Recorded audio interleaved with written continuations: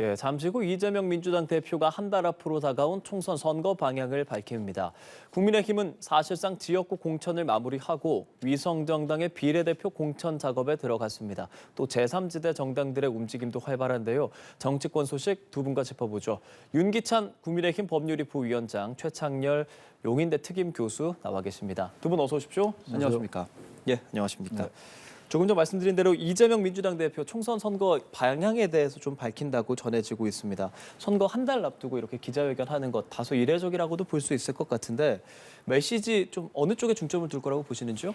일단 민주당이 지금 공천 완전히 끝나지 않았습니다만 워낙 2월 달부터 공천에 대한 말이 많았잖아요. 국민의힘도 마찬가지긴 합니다만 아무래도 상대적으로 민주당이 더 이제 잡음이 많았던 것 같아요. 언론의 평가가 그러했고 어쨌든 민주당으로서는 이 지금 국면을 바꾸지 않으면 한 달밖에 안 남았잖아요. 이제 예. 한 달밖에 안 남은 상황에서 어쨌든 간에 이 공천을 빨리 마무리 짓고 새로운 국면으로 접어들어야 되는 건데 아마 그래서 이제 기자회견을 하는 것 같아요. 그동안 이 공천 얘기가 워낙 많다 보니까 예. 이른바 이 선거 프레임이 지금 그 공천이 들어가기 전에는 본격적으로 들어가기 전에 그 정권 심판론이 당연히 앞설 수밖에 없죠. 이 윤석열 정부 출범하고 2년 있다가 치러지는 선거니까. 근데 이 정권 심판론이 완전히 들어왔어요. 정권 심판론, 중간 평가론 이런 프레임이 완전히 사라진 상태란 말이에요. 이래가지고 민주당이 선거 치르기가 대단히 어렵겠죠. 어쨌든 지금 공천에 대해서 워낙 말이 많았기 때문에 그리고 예. 1월 말만 해도 민주당 우위의 선거 구도라는데 그렇게 이의를 달지 않았어요. 되게 일반적으로. 근데 지금 민주당이 압도적으로 우위다라고 얘기하는 사람 아무도 없습니다. 이런 상황 속에서 이제 당 대표가 국면도 바꾸고 이제 정권 심판원도 불을 지피고 뭔가 지금 그러기 위해서 지금 하려 하는 게 아니냐 이런 생각이 들어요. 예. 선거 한 달 앞두고 이렇게 기자회견하는 거 이렇게 흔한 일이 아니거든요. 그렇죠. 그런 점에서 아마 상당한 위기의식을 느낀 그 반응이라고 생각합니다. 예. 윤기찬 부위원장님 상대당이긴 하지만 어떤 말을 좀 할 거라고 생각하십니까? 그러니까 이재명 대표 입장에서는 굉장히 곤란한 상황이죠. 그러니까 진보가 분열돼 있는 상황이잖아요. 일단 기본적으로. 그리고 과연 이게 어느 정당이 어떤 지지층에 호소할지 여부에 대해서 지금 가리마가 안 타져 있는 상황입니다. 그러니까 조국 신당 문제도 있는 것이고 그러니까 또 친문과 친명 여기에 대한 정의도 안 돼 있어요. 조국 신당이 사실 친문을 지지하는 분들이 많이 지지를 하고 있기 때문에 그런 부분에 대한 가리마도 타줘야 되는 상황이 있고 또 하나는 가장 중요한 게 집권 3년 차의 야당으로서는 정권 심판론이 정치로 어떤 의미 있게 다가와야 되는데 지금 오히려 윤석열 대통령의 지지율이 올라가고 있는 상황으로 알려져 있단 말이죠. 그렇다면 이재명 대표 입장에서는 총선을 어떤 프레임으로 치러야 되는지에 대한 정리마저 안 되는 상황이다. 따라서 저는 개인적으로 내부 집정리도 할 겸 또는 정권 심판론의 구체적인 내용을 지적하지 않을까.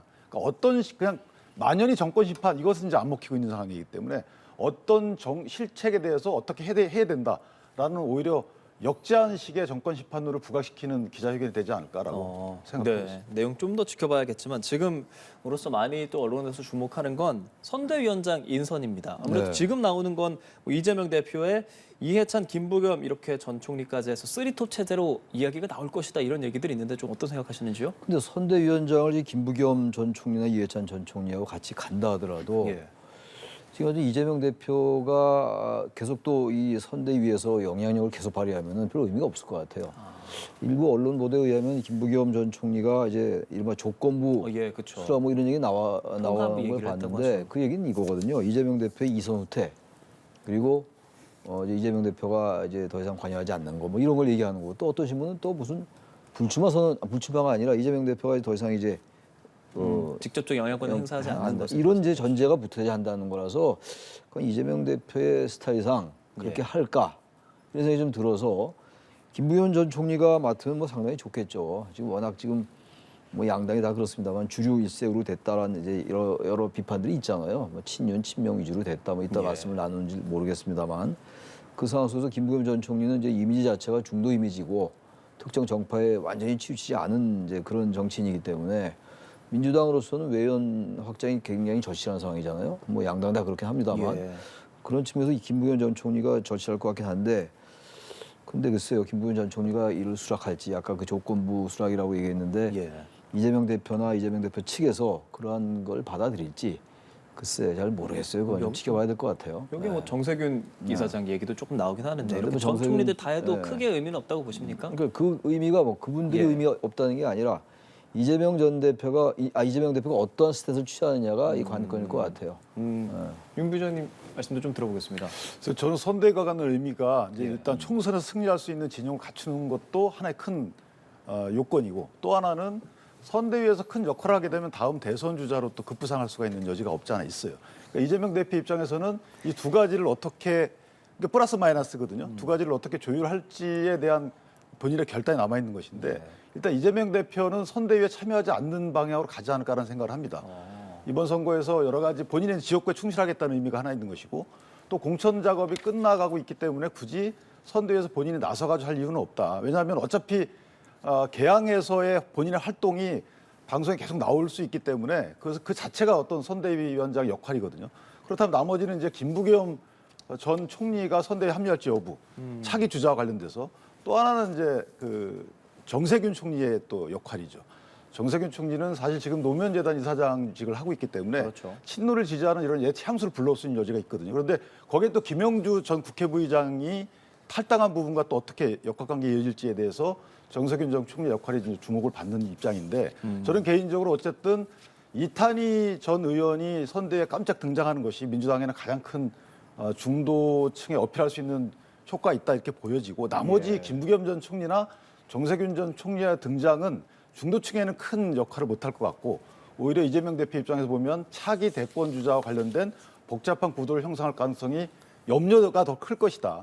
그래서 그렇게 전개가 되지 않을까라는 생각을 하고 있습니다. 예. 그러니까 두 분 모두 이게 당에서의 어떤 개파라든지 통합 이런 부분에 대해 좀 주목을 또 해주시는데, 좀 현역 의원이나 영입 인재들을 공동 선대위원장으로 내세울 거라는 그런 얘기도 좀 있고, 선대위원장만 뭐 한 20명 될 수 있다 이런 얘기까지도 나오는데 어떻게 좀 생각하세요? 글쎄 그렇기 때문에 별 큰 의미가 없을 거예요. 선대위원장이 예. 20명이 넘으면 뭐 그게 그 주목이 있겠어요. 역시 뭐 선대위원장이 20명이 될지 안 될지 모르겠습니다만, 아무튼 뭐 김부겸, 뭐 이해찬, 예. 뭐 이탄희 전 의원이 들어오면 좋죠. 이탄희 의원이 들어오면 좋은데, 글쎄 그것도 뭐 두고 봐야지 하는 것이고. 이런 얘기들이 나오는 배경은 나온- 뭐라고 생각하세요, 그럼? 아무튼 지금 이 한 달 공천 정국이 본격화된 게 한 달이 좀 넘었어요. 이제 예. 2월 초부터 시작됐고, 민주당의 그 2월 4일날 문재인 전 대통령과 이재명 대표가 만났어요. 2월 4일날 지난달 4일날 만나고 6일날인가 임혁배 공관위원장이 윤석열 정부 탄생 책임론을 제기하면서 이제 그 민주당 내에 이 이른바 분열 내용 이런 게 서서히 부각되기 시작했단 말입니다. 이제 한 달이 넘었어요. 그러니까 이분을 어떻게든 그쪽에 이 공천과 관련해 가지고 나왔던 잡음, 이런 난맥 이런 것들을 좀 가라앉히고, 어찌 이른바 지금 그런 말 많이 하잖아요. 용광로 뭐 이런 말 많이, 용광로 선대위 이런 것들을 좀 꾸리긴 꾸려야 돼요. 저기 외형적으로라도. 그래서 이제 이렇게 많은 사람을 하겠다는 건데, 어떤 메시지를 내냐가 중요할 것 같습니다. 그러니까 정권 심판론 얘기도 그래요. 정권 심판론이 막연하게 할 건 아닌 거죠 이제는. 예. 그래서 조목조목 사실은 윤석열 정부가 지적받을 점이 굉장히 많아요. 근데 그런 것들 하나하나 지적해 나올 수 있어야 되죠. 지적하면서 이러이러하기 때문에 우리가 의석을 더 많이 가져야 된다라고 얘기해야 되는 것이고, 또 하나 야당으로서 어떤 진보적인 의제나 이런 것들 너무 못 내놨어요 지금 민주당이. 그러니까 진보 정당이라는 그런 측면보다는 너무 그 특정인을 중심으로 당이 운영되는 것 같은 느낌 너무 많이 주니까, 특히 공천에서 말이죠. 그래서 그런 것들 좀 완화시키고 완전히 민주당의 새로운 뭐 면모를 보여줘야 되는 것인데, 그럴 때라면 의미가 있는 건데, 그렇지 않고 사람만 많이 들어간다, 그건 별로 의미가 없죠. 그 영입 인재들이 선대위원장 꾸린다고 뭐가 큰 의미가 있겠어요. 저는 주목도가 그렇게 하면 낮아질 거라고 생각합니다. 아무래도 좀 친명 일색 인원들이 좀 공천에 간다 이런 얘기들도 나오는 것은 사실이고, 지금 이 선거 위원장들이 좀 많아지는 것, 그냥 사람만 많아지는 것이 아니라 어떤 의미를 갖기 위해서는 좀 어떤 인원들이 어떤 식으로 포함되어야 할까요? 저는 글쎄요, 그 바람직한 방향은 잘 모르겠지만 또 예. 타당이고, 근데 선대위원장이 많아진다는 의미는 바람직해 보이지는 않죠. 그러니까 뭔가 내부가 통합되어 있지 않다는 거잖아요. 그러니까 이념적으로 또는 어떤 그 한 사람에 대한 소구력이 통합되어 있지 않다라고 있는 것이고, 그거를 인정하는 거죠. 이재명 대표 입장에서 보면 한두 분의 선대위원장으로다가는, 왜냐하면 유세를 가서 지원할 수 있는 게 선대위원장이잖아요, 선거법상. 그렇기 때문에 선대위원장이 한두 분 갖고는 갈라져 있는 어떤 그 여러 지지층에 대한 소구를 할 수 없다, 이런 걸 자인하는 것이기 때문에, 저는 개인적으로 소구력 있는 분들을 제외하기 때문에 저렇게 많아지는 거죠. 아까 제가 말씀드린 대로 향후 당대표의 어떤 경선 구도 또는 경쟁 구도, 그리고 대통령 후보의 경쟁 구도를 감안한다 그러면 이재명 당대표 입장에서 보면 민주당의 가장 큰 총선에서의 승리하는 길보다는 본인이 당대표를 지키고 또 경쟁자를 양성하지 않는 길을 같이 모색하다 보니까 저런 기형적인 구도가 나오지 않는가라는 생각이 들어서 예. 저는 영입 인재를 갖다 선대위원장으로 한다는 것 자체가 영입 인재가 어느 정도의 지명도가 있지 않잖아요. 그리고 어떤 특정 직역을 대표하는 분들도 아니기 때문에 사실 그분들로 선대위원장 한다는 것은 제가 조금 효과면에서는 좀 의아하다 이런 생각을 합니다. 예, 아무래도 이제 공천 그 과정 안에서 좀 반발의 목소리도 있는 것이 사실인데 뭐 그렇게 해서 단식 농성까지 했었던 4선의 노웅래 의원 같은 경우는 불출마하겠다고 선언했고 당의 결정에 따르겠다고는 했는데 이게 혹시라도 뭐 지도부의 공천 전행 등으로 인해서 패배하게 된다면 책임은 져야 할 것이다라는 조건을 좀 이야기를 했습니다. 어떻게 보셨는지요? 근데 어차피 뭐 민주당이나 국민의힘이나 선거에서 지면은 예. 선거를 지휘했던 뭐 수장들이 책임을 당연히 져야죠. 뭐 당연한 얘기고 저는 그 말보다는요. 노웅래 의원이 출마할 명분이 없어요. 뭐 이제 농성다고 그랬습니다만 아무튼간에 지금 뭐 여러 가지 그 의혹과 그 논란이 있잖아요. 비리에 관련해 가지고 부패와 관련해 가지고 저는 그런 정치인들은요. 최종 뭐 대법원 판결이 안 났다 하더라도 자꾸 요즘 뭐 대법원 판결이 날 때까지 봐야 된다는데 저는 그 말이 이해가 안 가요. 그럼 대법원 판결이 나지 않았다고 하면 지금 보십시오. 어떤 의원 같은 경우는 3년 이상을 국회의원을 한다고요. 그럼 뭐 다 하는 거 아닙니까? 그래서 노웅래 의원은요. 물론 뭐 당의 결정을 따르고 뭐 총선에서 패배하면 지도부가 책임져야 맞는 말인데 저는 뭐 이런 말 필요 없이 딱 그냥 총선 불출마하는 선이 맞아요. 불출마해야죠. 이런 분들은. 저는 뭐 야당이나 여당이나 마찬가지라고 생각합니다. 예. 뭐 이걸로 인해서 그러면 당내 뭐 다른 뭐 분위기가 달라지거나 할 경향성은 좀 없을 거라고 생각하세요? 글쎄요, 저는 노웅래 의원의 경우에는 컷오프의 명분은 있었다고 봅니다. 그러니까 이거를 컷오프를 억울해하는 거, 그래서 당내에 어떤 역학관계가 있는지는 전 잘 모르겠지만 예. 외부에서 보는 시각에 따르면 노웅래 의원의 여러 가지 사법 리스크를 감안한다 그러면 컷오프는 이건 정당했다 이렇게 보여지는. 다만 노웅래 의원이 이제 하고자 하는 얘기 그거 아니겠어요? 이재명 당대표 입장과 내 입장과 비교해 보면 뭐가 다르냐라는 입장이 깔려 있는 거죠. 그러니까 노웅래 의원은 상대적으로 이재명 당대표의 사법 리스크에 비추어 볼 때 나에 대한 사법 리스크가 과연 이게 더 중하냐 이 얘기를 하고 있는 거거든요. 그래서 그게 책임론으로 이어지는 거죠. 자, 내가 컷오프 되는 것이 자 이렇게 수용하겠는데 그러면 이재명 당대표에 대한 사법 책임을 운운하지 않고 공천을 줬으니 또는 총선을 지휘했으니 거기에 따른 책임은 져라 이런 취지의 주장이라서 저는 일반적인 주장이지만 깔려 있는 건 그렇다. 이 깔려 있는 노웅래 의원의 저 말씀에서 나오는 의미는 민주당이 총선에 대한 예후가 밝지만 않다라는 것을 스스로 느끼는 게 아닌가라는 생각을 해봤습니다. 예, 민주당은 또 오늘 공천 결과도 발표하고 이재명 대표도 기자회견도 있으니까요. 그 내용까지 듣고 저희가 또 다음에 이야기를 나누겠고요. 국민의힘 얘기를 좀 해보자면 일단 위성정당 비례대표 지금 공천 작업에 들어갔습니다. 이뉴한 혁신위원장이 공천을 신청했고 이 국민의 미래의 어떤 선대위원장으로 좀 거론이 되고 있거든요. 어떤 말씀하시겠어요? 그러니까 이뉴한 혁신위원장의 혁신안에 대해서는 국민적 지지가 있었잖아요. 당내에서도 물론 당내에서 공천을 걱정하는 분들의 내부 반발이 있었지만 일반적인 당내 분위기는 그 혁신안에 대해서 지지를 보내줬어요. 혁신위원장 시절에 했던 그 말씀하신 그렇죠. 거죠? 그 혁신안을 이어가려면 사실 이제 같은 자매 정당이기 때문에 비례당에서 국회의원 비례 공천을 받는 것이 낫다라는 당내 이제 의미가 있는 것이고 당에서 그런 제안을 했고 본인이 아마 받아들여서 이제 신청을 했겠죠. 그렇다면 이뉴한 위원장이 갖고 있는 여러 가지 혁신위원장 할 때 했던 중도층에 대한 이런 소구력 그리고 본인의 어떤 집안의 이력, 본인이 걸어온 길 이런 것들을 감안한다 그러면 비례정당에서의 소구력뿐만 아니고 본정당, 국민의힘에 대해서도 총선에 상당히 긍정적 요인으로 작용할 것이다. 그리고 희석됐던 여러 가지 이제 결과론적으로 보면은 공천 결과가 곧 나올 텐데 이런 공천 결과에서 보여주는 뭐 물갈이가 부족했다. 또 청년층에 대한 배려가 좀 부족했다. 이런 당내 일각의 비판을 희석시킬 수 있는, 보완할 수 있는 그런 카드가 아닌가라고 생각을 합니다. 교수님은 어떤 생각하세요? 이뉴한 전 혁신위원장이 지난해 이제 10월에 강서구청장 선거 이제 국민의힘이 지고 나서 아주 크게 졌잖아요. 예. 지고 난 다음에 혁신위원회를 꾸린 거 아니었어요? 그리고 그때 나왔던 얘기가 뭐 친윤, 중진, 영남, 다선의원 이런 얘기가 나오면서 이분들은 희생하고 헌신해라 이런 얘기가 나왔던 거란 말이죠. 그러고 나서 이제 장재원 의원이 불출마하고 이런 이제 과정이 있었는데 무슨 꽤 오래된 얘기 같아요. 그렇게 오래도 안 된 얘기인데 사실은. 근데 그 이후에 지금 국민의힘의 공천은 그렇진 않았어요. 물론 뭐 컷오프가 많이 됐다고는 합니다. 35% 된다고 이제 그 정영환 공관위원장이 얘기를 하던데 그렇지만 지금 영남, 중진 그리고 어쨌든 친윤의 핵심 그룹들은 거의 그대로 공천을 받았다고요.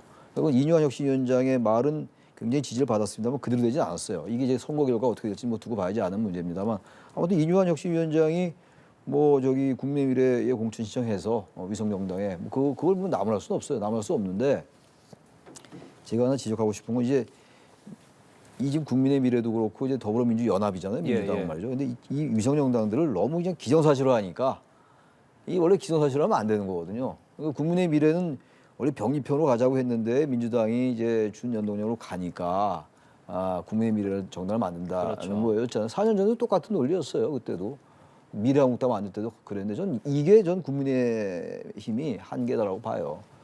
다른 당이 그렇게 하도록 이 정당은 원래대로 해야죠. 왜 남의 정당을 그럼 민주당을 비판할 그런 명분도 없는 거 아니겠어요? 뭐 이거 지금은 하나만한 얘기입니다만 하도 뭐 사람들이 그 위성정당을 기정사실화하니까 제가 하나쯤 지적하고 넘어가는 게 맞을 것 같아서 말씀드리는 겁니다. 근데 그거는 사실은 이제 민주당부터 먼저 비판을 해주시고 그다음에 정치권도 뭐 같이 비판 받아야 된다 이런 식의 이제 취지의 말씀이면 제가 이해를 하겠는데 사실은 국민의힘 입장에서 보면 병립형은 꾸준히 주장을 했고요.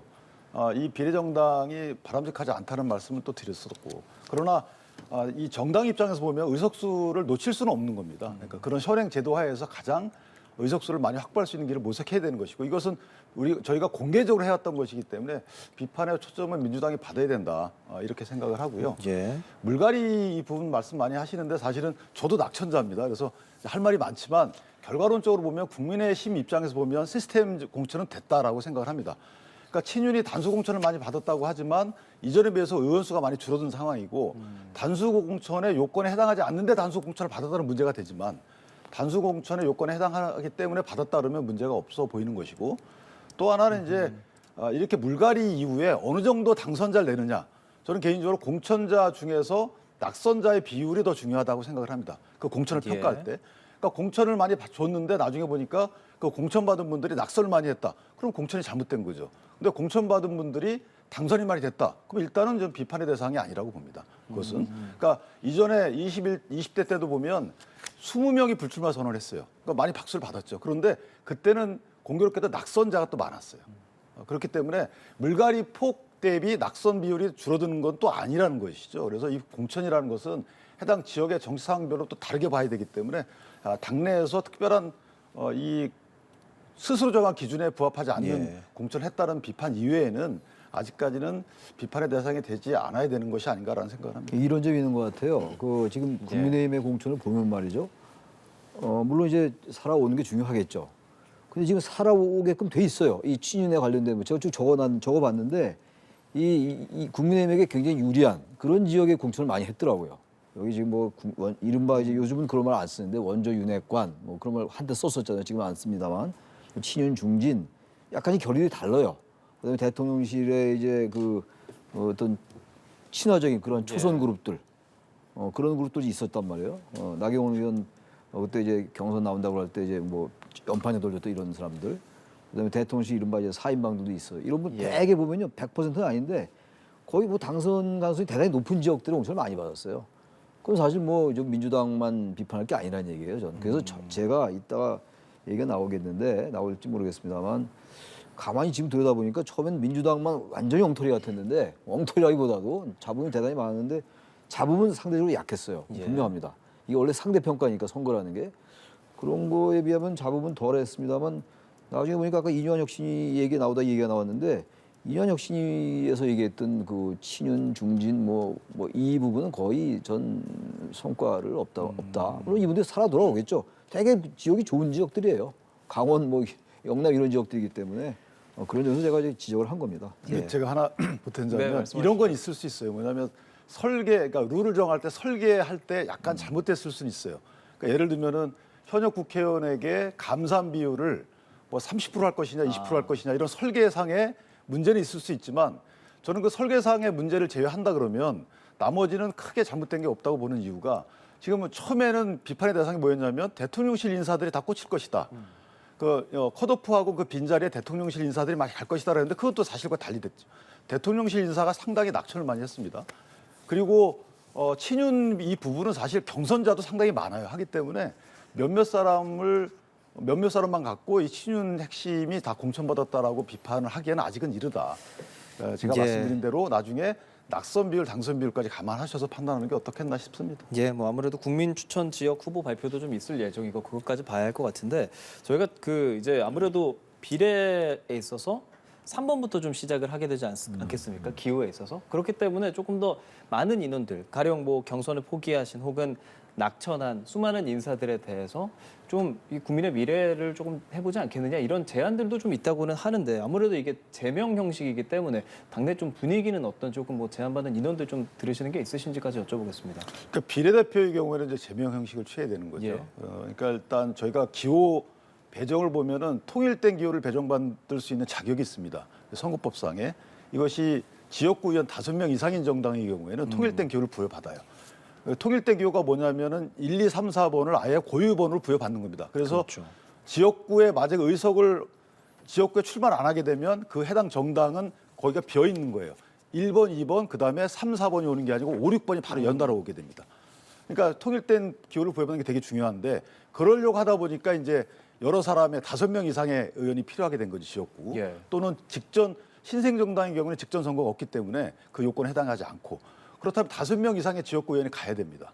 그리고 비대위원도 가게 되면 이제 그다음부터 의석 순서이기 때문에 예. 그렇게 되는 거라서 저는 개인적으로 그 국민의 미래의 경우에는 그 요건을 충족시킬 수 있는 여건은 충분히 된다고 보고요.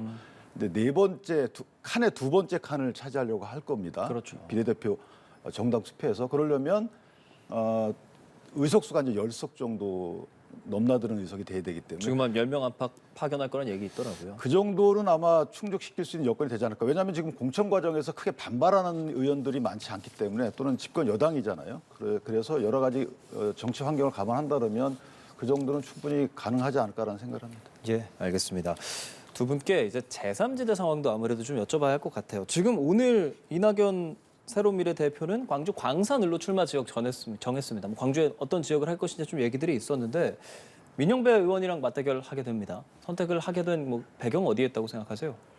결국은 이제 이낙연 대표가 뭐 광주에 출마하느냐 안 하느냐가 처음부터 굉장히 이제 궁금했죠. 근데 처음에는 안 하는 쪽으로 이제 가닥을 잡다가 이제 전혀 그 당 대표가 출마를 안 하면 일단 제3지대 동력 자체를 되살리기가 어려우니까 아마 이제 출마를 결정한 것 같은데 최근에 민주당에서 호남에 이반이 좀 있다고 그래요. 뭐 정확한 수치를 얘기할 수는 없습니다만 그런 분위기가 있는 건 사실인 것 같습니다. 그래서 이제 뭔가 해볼 수 있는 여건이 있는데 글쎄요 모르겠어요. 광주나 호남 지역이 어쨌든 지금 뭐 꼭 민주당을 지지해서라기보다도 이른바 반윤이라는 그 정체성에 굉장히 많은 의미를 부여하잖아요. 이른바 이제 그 호남이라는 지역이 전략적 투표를 많이 하는 지역이고 다른 지역에 비해서 말이죠. 그래서 이낙연 대표가 의외로 고전할 수도 있을 것 같긴 해요. 일단 지역구에서 이겨야 되는 건데 뭐 승패는 알 수가 없죠. 민영배 의원이 또 워낙 민주당에서는 좀 강성이었고 그렇긴 합니다만 하여튼 제3지대는 지금 2월 9일 날인가 그때 이제 개혁신당을 통합하고 난 다음에 19일 날 결렬됐잖아요. 지난달. 그리고 난 다음에 여러 이제 우여곡절이 있었어요. 임종석 전 실장이 가니 안 가니 그러다 이제 임 전 실장이 민주당에 잔류를 하고 이런 상황 속에서 제3지대가 이제 동력이 떨어지면서 또 조국 혁신당이 나오면서 또 타격이 또 커요 지금. 이래저래 지금 이 제3지대가 개혁신당도 그렇고 이 지금 새로운 미래도 그렇고 말이죠. 민주연대를 꾸리긴 꾸렸습니다만 서른 홍영표 의원도 입당을 해가지고 그 점에서는 좀 고무적이긴 합니다만 아무튼간에 하여튼 여러 가지 상황에서 아주 지금 뭐 제3지대가 탄력을 못 받고 있다고 이렇게 말씀을 드립니다. 뭐 제3지대 입지에 대해서 좀 얘기를 해주셨는데 아무래도 좀 정체가 있다라는 분석들이 많이 있고 이제 이준석 대표의 뭐 개혁신당 같은 경우는 공천 결과 발표를 오늘 할 것처럼 하다가 지금 또 내일 한다고 얘기도 있고 어떨까 제3지대에 있는 뭐 대표들은 좀 어떤 속내로 어떤 준비를 좀 하고 있다고 생각하세요? 사실 제3지대는 솔직히 예. 저희 관전자 입장에서 보면은 비례대표의 승부수를 띄운 정당이라고 생각을 합니다. 근데 비례대표에서 승부수가 나지 않고 있는 것이죠. 특히 이준석 개혁신당의 경우에도 지금 중도층의 지지를 끌어올 수 없는 상황이 돼가고 있는 상황이고요. 한동훈 비대위원장의 역할이 커지면서 이준석 개혁신당의 역할이 줄어드는 상황이고 예. 또 정권심판론도 더불어서 추구를 했어야 되는데 대통령의 지지율이 올라가고 있기 때문에 그 정권심판론의 프레임도 먹히지 않는 상황이고 이낙연 전 총리의 경우에는 사실 친문 세력을 모시고 왔어야 되는데 그러고 있지 못한 상황이잖아요. 그 사이에 조국 신당의 친문 세력에 마치 간판 정당이냐 이렇게 네. 지금 지지받고 있기 때문에 이낙연 대표 입장에서는 지금 광산을에 나가고 계시지만 광산을이 민영배 의원이잖아요. 그러니까 민영배 의원이 아마 지역에서 어떤 평판을 얻고 있을지 모르지만 당선 가능성이 가장 큰 지역구다라고 판단하시는 것 같고 이용섭 전 의원의 경우가 아마 그 지역 원래 터줏대감인데 그분이 입당하려다 안 하고 있는 상황이라서 출마한 것 같거든요. 따라서 거기에서 당선되는 거 여부를 떠나서 예. 이낙연 새로운 미래가 만약에 지지를 얻으려면 친문의 정당이다라는 색채를 강하게 입혀야 된다. 그러지 않고는 이낙연 전 총리의 새로운 미래는 미래가 없다. 이렇게 보여집니다. 알겠습니다. 저 이제 딱 한 달 정도 이제 총선 선거가 남아 있는데요. 앞으로도 좀 지켜볼 여지도 많이 있을 것 같고요. 두 분께 또 많은 말씀 들었습니다. 윤기찬 국민의힘 법률위 부위원장 그리고 최창렬 용인대 특임 교수와 함께했습니다. 조심히 가십시오. 고맙습니다. 예.